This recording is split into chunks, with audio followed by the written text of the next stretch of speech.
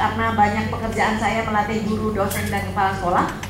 Ketika saya masuk, saya mencoba pakai bahasa Inggris, cekikikan, ketawa gitu. Mungkin kalau memang seperti tadi yang Bapak sampaikan, bahwa kalau di sekolah swasta sudah terbiasa, itu memang betul. Ketika saya ngadepin guru-guru negeri yang nggak pernah pakai bahasa Inggris, merasa bahasa Inggris itu adalah bukan bahasa saya, dan merasa bahasa Inggris itu sudah terlanjur susah. Jadi saya nggak tahu. Oleh sebab itu, di awal seperti itu biasanya saya menggunakan sesuatu yang simple, dalam bentuk yang mengkait mereka untuk menjawab pertanyaan saya. Saya bawa gambar biasanya. Ketika saya bawa gambar, coba kira-kira gambar ini di mana? Bikin aja pertanyaan yang sederhana. In the market, in the apa, dicontohin gitu. Terus mereka mulai nanya. Mereka nggak terasa yang tadinya saya diketawain karena mau pakai bahasa Inggris, lama-lama nggak terasa terus ikut gitu. Oh iya bisa. Nah, tapi pancingan-pancingan inilah yang menurut saya perlu dilakukan oleh kita sebagai guru, sebagai dosen, apabila ingin membuat mahasiswa merasa termotivasi. Jadi termotivasinya itu tidak disuruh coba kamu ini begini, tapi diajak langsung pakai sesuatu yang menarik. Misalnya kita bawa tren topik yang dipakai di sosial media misalnya. Wah, ini hashtag yang paling rame ini minggu ini apa, atau hari ini apa. Kita bawa ke kelas gitu ya. Kemudian kita omongin itu, kita pancing mereka, mereka mulai nanya, kita mulai nanya mereka, dan seterusnya. Maka yang bisa dilakukan adalah membuat bahasa dirasakan sebagai alat komunikasi dalam bersosialisasi. Itu yang pertama. Itu yang paling bikin orang jadi pengen ikutan, karena merasakan nikmatnya berbahasa asing. Nah, itu pertama kuncinya. Dan kalau sudah begitu, maka ya dosen akan confidence, mahasiswa akan termotivasi. Itu sih kayaknya yang paling bisa dilakukan seperti itu. Sebenarnya cara yang Ibu lakukan di awal sudah pas itu sebenarnya. Ketika kemudian Ibu mencampur pakai bahasa Indonesia dan supaya anak-anak nyangkut dan sebagainya. Gambar. Jadi bahasa itu sebenarnya, gambar itu kan nggak pakai salah ya.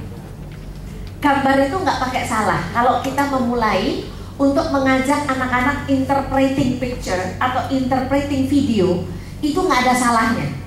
Jadi misalnya ada klip pendek 2 menit, 1 menit, coba is it good or bad? Udah nggak pakai ngomong kita mau pakai bahasa Inggris atau apa.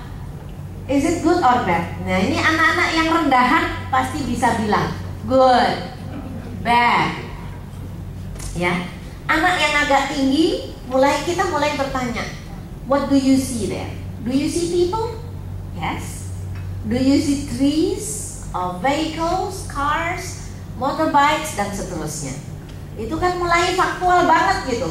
Bisa dilihat pakai mata, dan dia bisa jawab hanya hal-hal yang sifatnya bisa langsung ditangkap. Kemudian go beyond that. What do you think he feels? Kira-kira orang yang baju hijau itu perasaannya seperti apa? Dia mulai melibatkan kemampuan kognisi yang lebih tinggi, karena dia tidak mengekspresikan sesuatu yang cuma dilihat, tapi dia mencoba mengasosiasikan. Right? Nah, di situ itu cara yang paling so far, yang paling bisa membawa anak-anak atau siapapun yang kita ajar untuk connect dengan bahasa yang kita pakai. Saya rasa itu jawaban saya.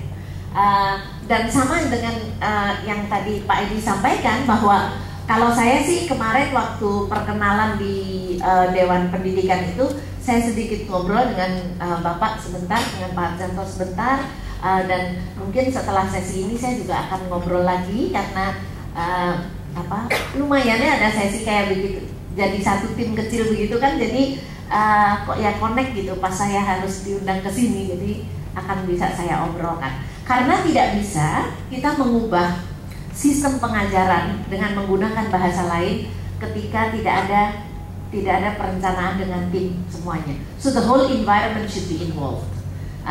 Nggak bisa, karena ketika sudah menyatakan BINUS adalah kampus internasional, then it means anybody who comes to the Satpam office not just able to use English, kemudian tapi attitude-nya nggak nyambung, nggak bisa.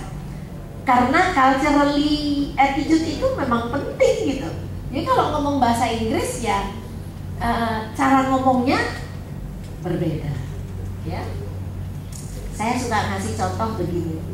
Kalau kita kejebak dalam kebahasa Inggrisannya saja, lupa culture-nya, nanti ada yang ditanya gini, let's go to the movie. Kalau bahasa Indonesia kan ada jawaban, nonton yuk, males gitu. Kalau diajaknya pakai bahasa Inggris, karena kejebak menerjemahkan, let's go to the movie, lazy lucu ya. So when we develop this campus into international campus, then there has to be a cultural orientation yang mesti diperkenalkan juga, ya. Jadi saya rasa ini kerjanya Language Center agak sedikit keras sebenarnya, karena Language Center mesti menjadi center of excellence dalam arti membantu unsur-unsur kebahasaan dan culture pada saat kelas disampaikan dalam bahasa Inggris, ya. Saya tidak punya knowledge tentang jenis-jenis kelas, tetapi di BINUS, tapi saya rasa jawaban saya yang tadi ditanyakan bagaimana kalau studentsnya belum mampu, maka tingkat keberhasilan akan rendah. Dan sebaiknya kalau saya tidak teruskan, Pak, karena di situ akan merugikan. Kita sebagai dosen terus-terusan feeling guilty. Kita tuh kan kalau ngajar dan tidak dimengerti itu kan, kalau orang waras pasti merasa bersalah. Kalau ada sampai dosen yang nggak merasa bersalah, apalagi kalau guru nggak merasa bersalah, perlu diperiksa itu suhunya, apakah dia cocok mengajar atau tidak. Tapi kalau seperti itu kan kitanya terus-terusan secara psikologis nggak nyaman, dan anak-anak apalagi gitu. Jadi kalau saya, jawaban saya sih mending tidak meneruskan. Pak Domi tadi lebih pada comments, ya, yang saya sangat sepakati bahwa there has to be joy. Kalau sudah ngajar pakai bahasa Inggris ditambah tersiksa, pasti akan sulit dimengerti. Wong dia mau ngomong aja tersiksa. Ngomong bahasa asing itu, saya yakin semua juga punya pengalaman. Ketika kita ngomong pakai bahasa asing, kita lagi tersiksa, bahasa kita jelek. Boro-boro bahasa asing, bahasa Indonesia aja juga kita kalau lagi jutek, lagi stres, kalimat yang kita pilih nggak enak didengar orang lain. And let alone if it is in English, because we have to think double. So please start to like it first. Create the joy. Communicate with your friends. Talk in English. Apa sih salahnya gitu? Karena apa? Kalau zaman-zaman sebelumnya kita ngomong pakai bahasa Inggris, kemudian alah wong Jawa aja kok ngomong Inggris, itu nggak apa-apa. Tapi saat ini dunia global menuntut untuk bisa berbahasa macam-macam. Pulang pakai bahasa Jawa ya ora apa-apa. Pulang pakai bahasa Batak nggak apa-apa. Pulang pakai bahasa Padang itu nggak apa-apa. But then when you are in another place, you are demanded to use different language, and you have to use it properly, right? So when you use bahasa Indonesia, use it properly. When you use English, use it properly. Not the campur-campur bahasa. Kalau kayak begini kan saya mohon dimaafkan campur-campurnya karena urusan delivery gitu ya. Tetapi ketika di dalam konteks profesional, anak-anak kita itu nggak bisa kan, dia akan ketika dia tahu audiensnya ada orang Thailand, ada orang Italia, ada orang Brazil, ada orang Indonesia sedikit, dia nggak punya kesempatan untuk campur-campur kan. Seperti Bu Endah tadi, saya lihat loh, saya mau ngomong bahasa Inggris nggak ada yang ngerti, tapi ada orang asing satu. Mau nggak terpaksa gimana dia harus berbahasa Inggris, right? So you see, for us teachers, let's start enjoying 100% using different language. Udah jangan dipikirin lagi grammar saya salah atau tahap awal jangan mikirin itu dulu, tahap awal terus ditingkatkan. And I'm sure nantinya Language Center kalau punya online learning, yang saya yakin di BINUS kalau nggak salah Pak Irfan udah pernah ngasih ke saya, itu bisa diakses beberapa latihan-latihan berbahasa Inggris yang saya pikir itu sudah bukan tambahan lagi. Nah, jangan sampai kemudian kita ke bawah karena kita pakai bahasa Inggris katanya nasionalismenya terkikis. Saya kok tidak pernah merasa nasionalisme saya terkikis hanya karena saya bisa bahasa Inggris tuh. It's not about nationalism. Kita pakai bahasa Inggris pada tempatnya aja, kenapa sih? Tapi yang bagus gitu. Dan tidak melarangnya menggunakan bahasa Inggris. Dan itu salah satu kenapa pemerintah memutuskan bahasa Inggris di SD nggak boleh, karena takut nasionalisme anak-anak terganggu. Which is menurut saya itu silly reason ya. Iya, wes lah. Anyway, let's enjoy it.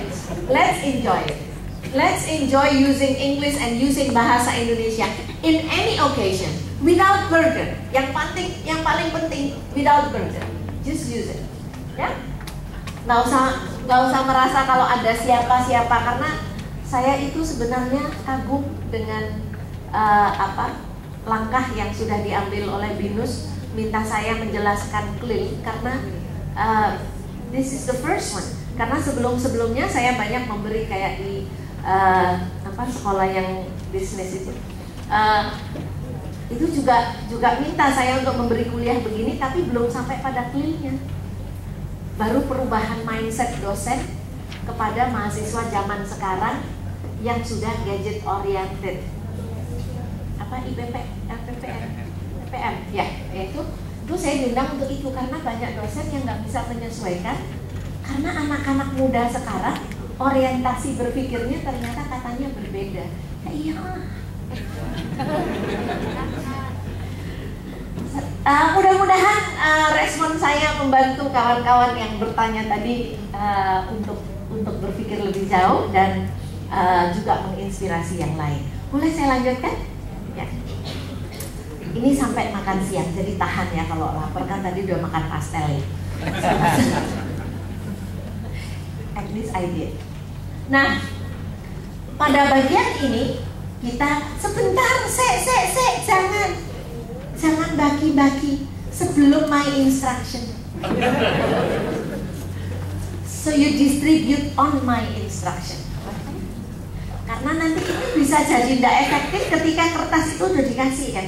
Nah ini juga termasuk ketika kita mengajar. Lupa ketika udah pegang itu, urusannya udah beda lagi. Omongan saya udah setengah didengerin, setengah enggak. So we are now talking about implementation. How we implement it in the class. Jadi ini lebih practical. Ketika kita berbicara ini, kata Bu Joyce, saya diminta bicara frameworknya, metodenya, assessmentnya seperti apa.